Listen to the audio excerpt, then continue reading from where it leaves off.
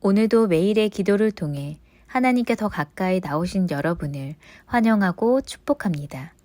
오늘도 주님과 동행하는 하루 되시기 바랍니다. 주님과 친밀한 교제를 갖는 시간 되시길 기도합니다. 오늘 하나님께서 우리에게 주신 말씀은 누가복음 7장 11절부터 16절의 말씀입니다. 함께 교독하며 나갔으면 좋겠습니다. 제가 먼저 읽겠습니다.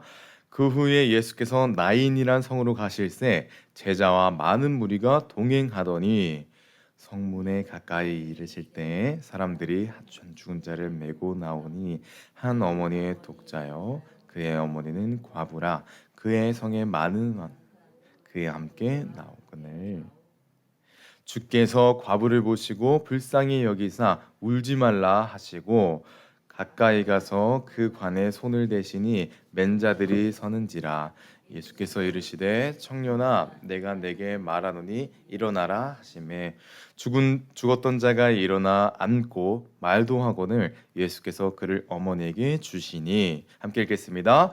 모든 사람이 두려워하며 하나님께 영광을 돌려 이르되 큰 선지자가 우리 가운데 일어나셨도다 하고 또 하나님께서 자기 백성을 돌보셨다 하더라. 아멘. 이번 한 주 저희는 새벽 기도를 통해서 공감과 위로라는 주제를 가지고 함께 말씀을 나누려고 합니다. 오늘은 공감과 위로 두 번째 시간으로 공감은 멈추는 것이다 라는 주제로 말씀을 나눌 것이죠. 오늘 본문을 묵상하면서 이런 생각이 들었습니다. 오늘 본문 속에 일어나는 일이 우리에게 우리의 삶 가운데 똑같이 일어났으면 좋겠다라는 마음이었습니다. 오늘 본문 속에서 우리가 봤던 일들이 우리의 삶 가운데 우리 일상에서 일어났으면 좋겠다라는 마음이 있었습니다. 오늘 본문의 내용은 이렇습니다. 본문에서 일어난 일은 이렇습니다. 예수께서 나인성이라는 곳으로 가시고 계실 때였습니다. 들어가고 계셨는데 제자들과 함께 들어가고 계셨는데 그때 때마침 장례 행렬이 나인성에서 나오는 겁니다. 한 청년의 죽음을 장례하는 행렬이었습니다. 그 청년은 그 죽음을 장례하는 그 청년은 홀어머니의 하나뿐인 아들이었습니다. 홀어머니의 그 아들은 어머니의 생애 이유였을 것입니다. 홀어머니에게 그 아들은 삶의 소망이었을 것입니다. 그 생의 이유이자 삶의 소망인 아들이 죽게 된 것이죠. 그 장례는 아들의 죽음만을 이야기하는 것이 아니라 어머니의 슬픔과 서름을 말하는 장례였을 것이죠. 그런데 성경은 예수께서 장례 행렬 그 가운데로 들어가셨다라고 이야기합니다. 예수님께서 장례 행렬로 예수님께서 그 가운데로 들어가시니 어떤 일이 일어났을까요? 오늘 본문 14절은 그것을 이야기하고 있습니다. 함께 14절 읽겠습니다. 가까이 가서 그 관에 손을 대시니 맨 자들이 서는지라 예수께서 이르시되 청년아 내가 내게 말하노니 일어나라 하시매 아멘. 예수께서는 죽은 이가 있는 관으로 가까이 가셔서 손을 대셨다라고 합니다. 이 모습이 중요합니다. 이 모습은 되게 독특한 장면입니다. 당시 유대 상황에서 죽은 시신과 접촉한다는 것은 이것은 아주 굉장히 부정한 것으로 받아들여졌습니다. 예수님의 이 행동은 상식적으로 말이 안 되는 행동이었던 것이죠. 모두가 놀라기가 충분한 행동이었을 것입니다. 깜짝 놀랐을 것이죠. 다른 이들의 이렇게 깜짝 놀라는 반응을 예수님께서는 크게 개의치 않으십니다. 그 관에 손을 대실 뿐만 아니라 죽어있는 자, 누워있는 자에게 마치 살아있는 자에게 이야기하는 것처럼 말씀을 하시기 시작하십니다. 청년아 내가 말하노니 일어나라 라고 말씀하시죠. 그리고 나서 죽었던 자가 살아나 일어납니다. 그런데 죽은 자가 살아나는 이 모습이 저에겐 큰 은혜로 찾아왔습니다. 15절입니다. 함께 읽겠습니다. 죽었던 자가 일어나 앉고 말도 하거늘 예수께서 그를 어머니에게 주시니 아멘. 본문은 살아난 청년을 어떻게 표현하고 있는가? 청년이 죽었던 적도 없는 것처럼 자리에 앉더니만 서로 말을 주고받고 있다는 겁니다. 마치 죽은 일도 없었고 아팠던 적도 없었던 것처럼 자연스럽게 일어나서 이야기를 하고 있다는 것입니다. 일상이 회복이 되었다는 것이죠. 예수님께서 문제 앞에 서시자 문제는 온데간데 없어지고 일상이 회복되었다라는 것을 오늘 성경은 말하고 있는 것입니다. 오늘 이 말씀을 묵상하며 저는 우리 환우들이 생각이 났습니다. 우리 환우들에게 이런 일이 일어났으면 좋겠다. 환우들에게 똑같은 일이 일어났으면 좋겠다라는 마음과 소망을 품으며 말씀을 준비하게 되었습니다. 또 비단 환우분들뿐만 아니라 우리 성도님들이 가지고 계신 그 문제들, 아픔들이 그 가운데 예수님께서 찾아오셔서 청년을 이끌어 주시고 이렇게 세우신 것처럼 우리의 문제가 아무 일 없이 해결되는 은혜가, 우리의 문제가 아무 일 없이 회복되는 은혜가 일어났으면 좋겠다라는 생각을 하게 되었습니다. 그런데 우리가 이렇게 은혜를 갈망할 때 우리 마음속에 걸림이 하나 있을 수 있습니다. 바로 내가 은혜를 받을 자격이 있는가라는 마음의 걸림이 생기는 것이죠. 나는 말씀처럼 살지 못했는데, 나는 예수님과 같은 삶을 살지 못했는데 이러한 은혜가 찾아오는 것이 나에게 맞는 것인가라는 걸림이 있을 수가 있죠. 오늘 성경은 그 걸림에 대해 어떻게 이야기하고 있을까요? 아주 힘든 일이 찾아오게 되면, 아주 힘든 일을 마주하게 되면 기도 한마디가 안 나오는 것 같습니다. 아주 힘든 일을 마주하게 되면, 또 감당할 수 없을 만큼 큰 어려움을 마주하게 되면 지금까지 지켜왔던 믿음이 온데가고 온데같이 없어지고 눈물만 터져 나오게 됩니다. 오늘 본문 속에 어머니가 그런 비슷한 상황이었을 것입니다. 똑같은 상황이었을 것이죠. 그저 한숨만 나오고 눈물이 터져 나오는 것이 바로 이 과부의 상황이었을 것입니다. 그저 슬픔에 잠겨 아무것도 하지 못하는 그녀에게 찾아왔던 일은 어떤 것입니까? 바로 예수님의 손길이었고 아들이 살아나는 은혜였습니다. 그녀는 대단한 믿음을 가지고 대단한 기도를 한 바가 성경에 기록되어 있지 않습니다. 오늘 본 성경에는 그녀의 그 대단한 기도와 행동이 나와 있지 않죠. 하지만 예수님은 그녀의 삶에 찾아가셨고 예수님은 그녀의 상처를 회복시켜 주셨습니다. 그녀가 말을 했거나 그녀가 행동을 했거나 어떠한 중요한 역할을 한 것이 아닙니다. 하지만 예수님은 아무것도 하지 않은, 아무것도 못한 그녀의 삶 가운데 찾아오셔서 그녀에게 은혜를 베풀어 주십니다. 아들을 일으켜 세워 주시고 그 상처를 회복시켜 주셨습니다. 예수님께서는 아무 자격 없는 과부에게 은혜를 베풀어 주신 것이죠. 이것이 바로 오늘 두 번째 메시지인 자격 없지만 은혜를 주신다라는 것입니다. 이 은혜가 우리 가운데 있기를 원합니다. 우리가 종종 나는 자격이 없지 않을까라는 생각을 할 수가 있습니다. 하지만 오늘 성경은 은혜는 자격 없는 자에게 주시는 것이다라고 분명하게 이야기하고 있죠. 오늘 말씀에서는 은혜는 주님의 긍휼 때문이고 전적으로 주님의 사랑 때문이다라고 말하고 있습니다. 그래서 우리는 바랄 수 있는 것이고 주님의 은혜를 기대할 수 있는 것입니다. 여러분, 우리에게도 이러한 은혜가 있기를 바라며 함께 기도하며 나아갑시다. 또 자녀들을 위해서, 또 지체들을 위해서 오늘 성경 속에서 기록되어 있는 것처럼 다들 자리를 고쳐 앉고 일상이 회복되는 그 은혜를 더하기를, 그 은혜를 우리가 경험하기를 기도합시다. 우리가 바라고 기도할 때 자격을 따지지 않는 하나님께서 우리의 삶의 회복을 더하실 것입니다. 그렇다면 그 은혜는 어디서부터 시작이 됐을까요? 예수님의 은혜는 어디서부터 시작이 된 것일까요? 성경을 함께 보기 원합니다. 13절입니다. 함께 읽겠습니다. 주께서 과부를 보시고 불쌍히 여기사 울지 말라 하시고. 아멘. 예수님께서는 장례 행렬 속으로 슬픔이 가득 찬 그곳으로 들어가셔서 울고 있는 과부를 확인하십니다. 그리고 그 과부에게 다가가 불쌍히 여기시며 울지 말아라 라고 말씀하시죠. 예수님께서는 아무 말 없이 관 앞으로 뚜벅뚜벅 가셔서 죽은 자 앞에서 아무 이야기 없이 가셔서 손을 대시고 일어나라 라고 하신 것이 아닙니다. 아무 감정 없이 은혜를 주신 것이 아닙니다. 은혜를 주시기 전에 먼저 과부의 상태를 살펴보시고 먼저 불쌍히 여기시고 공감해 주시고 위로해 주셨습니다. 예수님의 은혜의 시작은 공감이었고 위로였던 것입니다. 주의 말씀을 통해서 우리는 상처받는 이들에게 다가가서 그들의 상처를 회복시켜 주자라는 마음을 품었습니다.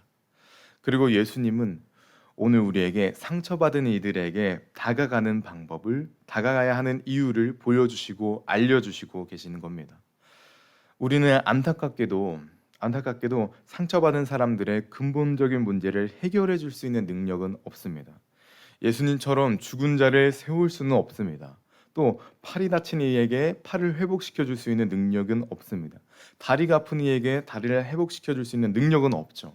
하지만 예수님이 과부에게 찾아가 그녀를 위로한 것처럼 우리도 그 일을 위로할 수 있고 그 사람을 공감할 수 있습니다. 그렇다면 그 공감은 어떻게 할 수 있는 것이고 그 공감의 시작은 어떻게 할 수 있는 것일까요? 바로 가던 길을 잠시 멈추는 예수님의 모습을 보며 우리가 확인할 수 있습니다. 예수님께서는 나인성으로 가는 길을 두고, 나인성이란 목적지를 두고 잠시 멈춘 다음 과부에게 다가가셨습니다. 예수님은 과부를 위로하시기 위해서 잠시 멈추신 것이죠. 우리도 누군가를 위로하고 진정으로 공감하기 원한다면 잠시 멈추는 그 은혜가 필요할 것입니다. 제가 3월부터 7월까지 개인적으로 참 많은 바쁜 시간을 보낸 것 같습니다.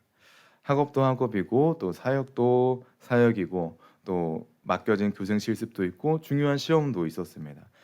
돌이켜보면 참 정신없는 삶을 살았던 것 같습니다. 어제 주일 설교를 마무리하면서 저에게 그 어려운 일들이 거의 마무리되는 일을 경험했죠.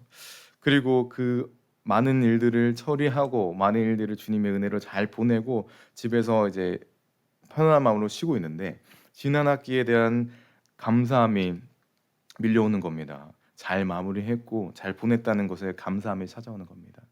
많은 일들을 했지만 잘 마무리한 감사와 기쁨이 찾아오는 시간이었죠. 하지만 마음속 한켠에 좀 안타까움이 또 찾아왔습니다. 바로 이 3월부터 7월 한 학기 동안 제가 바쁘다는 이유로 중고등부 학생들을 많이 못 만난 것에 대한 생각이 나고 아쉬웠습니다. 바쁘다는 핑계로, 열심히 산다는 핑계로 우리 학생들을 많이 못 만나고 많이 대화하지 못했던 아쉬움과 속상함이 찾아온 것이죠. 멈춤, 돌아봄이 없었기 때문에 학생들의 삶을 공감하지 못하고 학생들의 삶을 위로하지 못했던 것입니다. 그래서 이번 여름 방학에는 잠시 멈추는 시간을 저는 개인적으로 가져보려 합니다.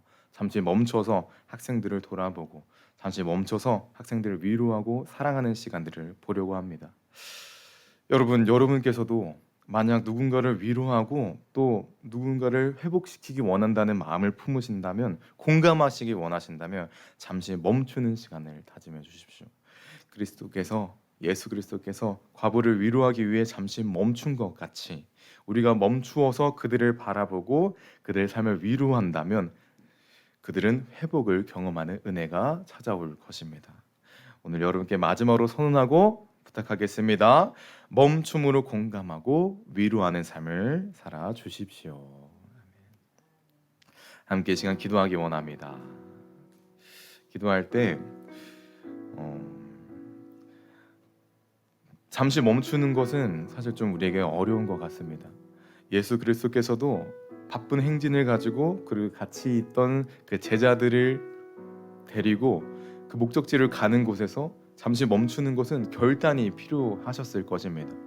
왜냐하면 그 제자들에게 내가 왜 멈춘다는 것에 대한 이유를 또 설명해야 되고, 바쁜 길에서 잠시 멈춘다는 것은 시간에도 또 손해가 있기 때문이죠. 하지만 예수님께서는 그 시간 가운데서 멈추시고 그 시간을 할애하며 그 나인성 과부에게 가셨습니다. 그리고 그 멈춤의 시간 때문에 과부는 회복을 경험하게 되고 과부는 상처의 회복을 경험하게 됩니다. 이것은 우리의 삶 가운데도 동일하게 일어날 것이라고 믿습니다.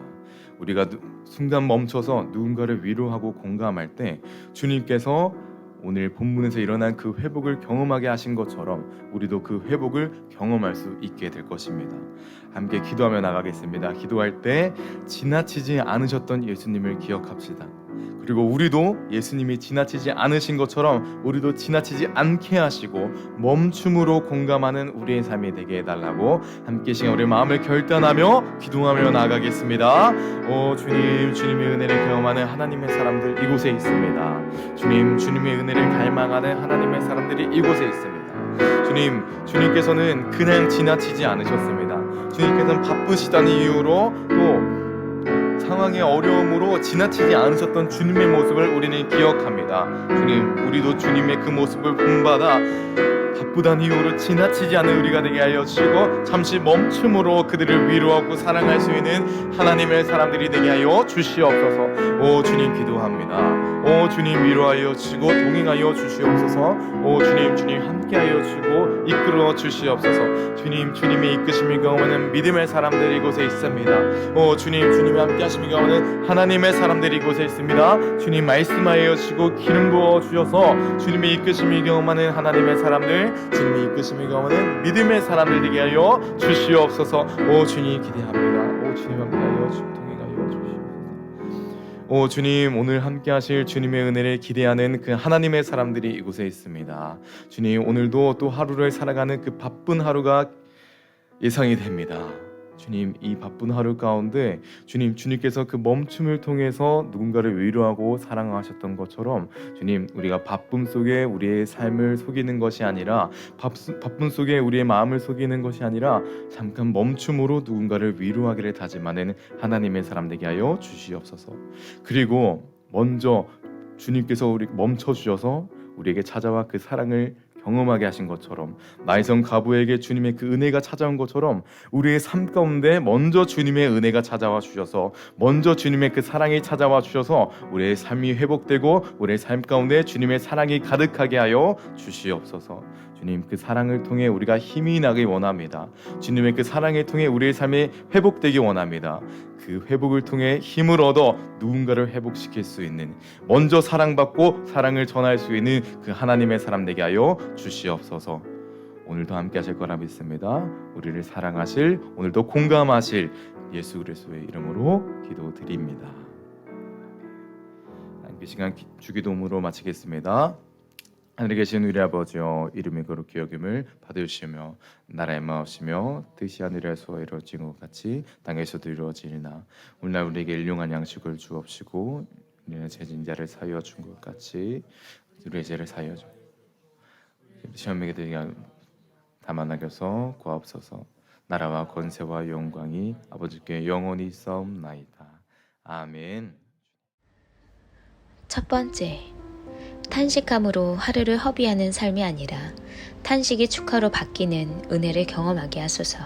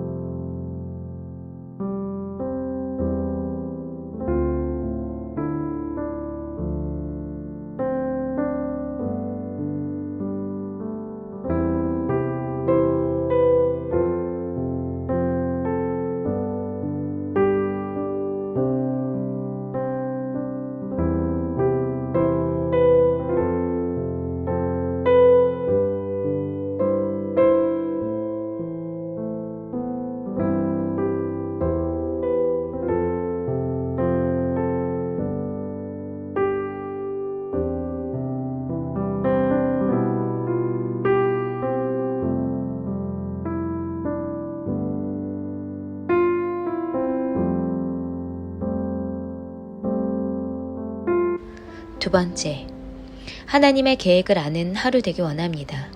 내가 해야 하는 일들 뿐 아니라 주님이 원하시는 일들을 발견하게 하소서.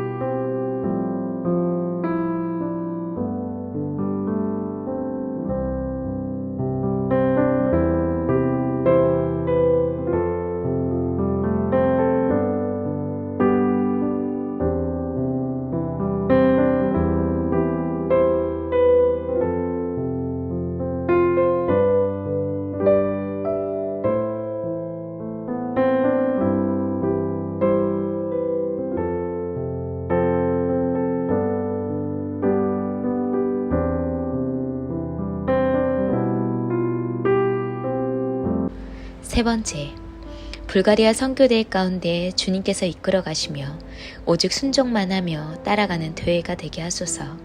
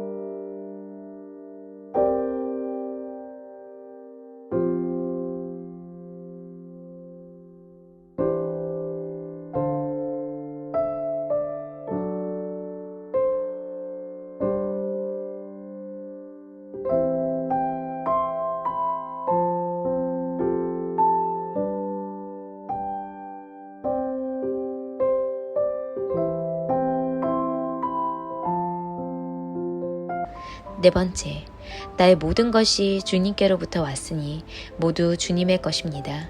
내가 다했다 착각하며 교만하지 않게 하소서.